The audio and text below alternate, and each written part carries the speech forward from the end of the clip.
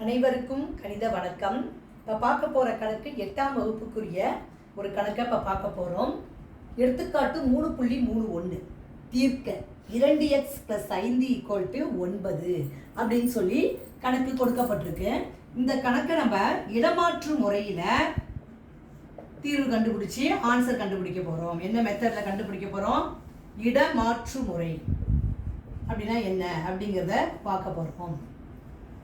இடமாற்று முறையில் தீர்வு கண்டறிய போகிறோம். கொடுக்கப்பட்ட கணக்கு என்ன கொடுத்துருக்கு? 2x + 5 = 9. இடமாற்று முறை அப்போனா என்ன அர்த்தம் அப்படின்னா 2x அப்படியே போட்டுக்கிறோம். இந்த +5 இருக்குது பார்த்தீங்களா, அது வலதுபுறத்துக்கு மாற்றி அமைக்க போகிறோம். அப்போ இந்த +5 அப்படின்னா அதனுடைய எதிரெண் எது? கூட்டல் எதிரெண் எதிர்மறை ஆர் எதிர் எண் அப்படின்னா -5.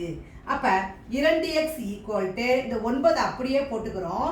இந்த +5ஓட கூட்டல் எதிர் எண் எதிர்மறை -5 அதை இந்த பக்கம் கொண்டு போயிடுறோம். இதான் இடமாற்று முறை. இப்போ அடுத்து 2x = 9 5 கழிச்சோம்னா 4.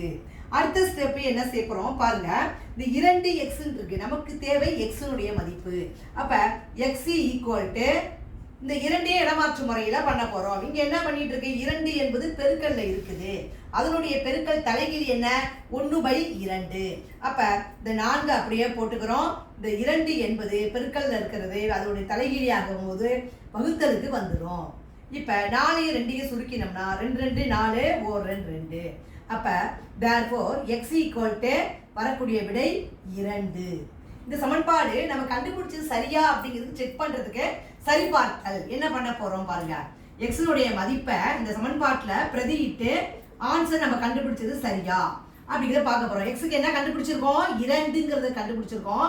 அதை கொடுக்கப்பட்ட சமன்பாட்டில் சப்ஸ்டிட்யூட் பண்ண போறோம், பிரதியிட போறோம்.